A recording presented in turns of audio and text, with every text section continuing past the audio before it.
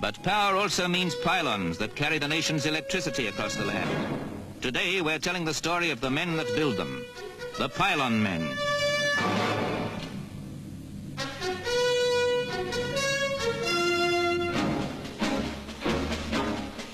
These are the men who have made danger their stock in trade. Real-life danger men who climb up to a world of work that most of us might conveniently ignore. But it must be done. This is how they build the 165 feet high steel towers that will carry the Central Electricity Generating Board's cables across Sussex and Hampshire to the West Country.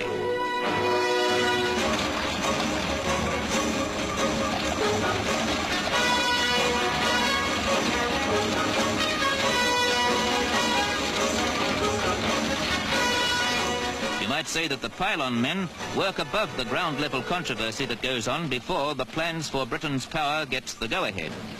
But when the decisions have been made and the best course plotted, the steel giants stride 5 to the mile across the fields, and the huge dish insulators can be slotted into place.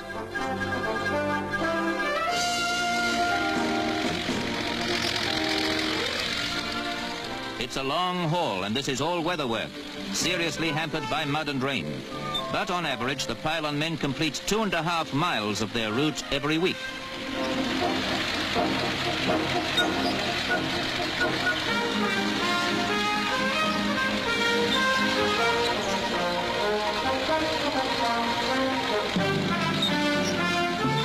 Here's a balancing act that's a workaday routine, and they say you get used to it. But you need more than a head for heights, because this is as delicate a job as threading a needle, calling for steady, split-second teamwork. And when the steel towers and glass insulators are exactly in place, it's time for the big job of putting the power lines into position.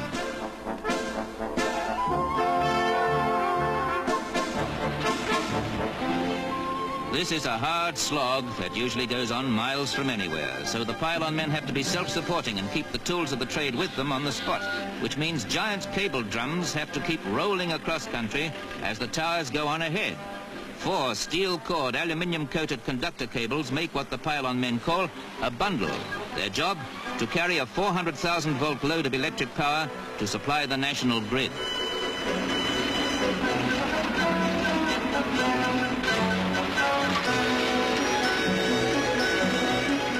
There's no room for a wayward wire, so the job of pulling the conductor cables up into place is a radio-controlled operation, fined down to the last millimeter, so that the bundle is stringed, as they call it, through the insulator at exactly the right tension, sometimes a tense moment.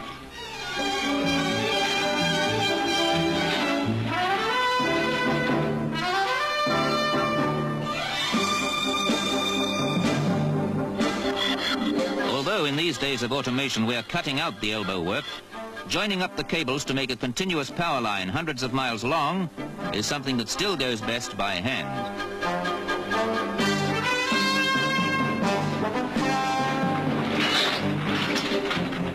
Putting cables underground costs 10 times the price of pylon power. When the railways were first laid down, it was feared the flaming hot coals would burn up the whole of Britain. Now the age of steam is over, people are more concerned that we've lost our railway heritage. In days to come, pylons too may have their champions, eager to preserve them as historic monuments. But the job of spacing the cable goes on, calling for a high wire act that would thrill any circus audience.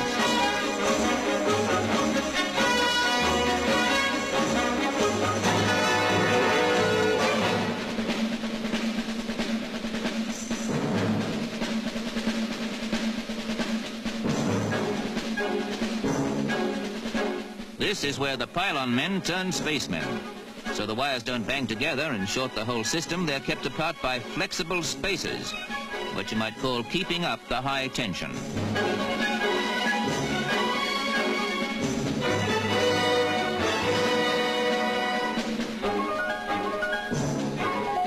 With their skill and daring, the pylon men carry the amenity of electricity to remote places. And the pylons themselves certainly have their own kind of grandeur as they march across the land.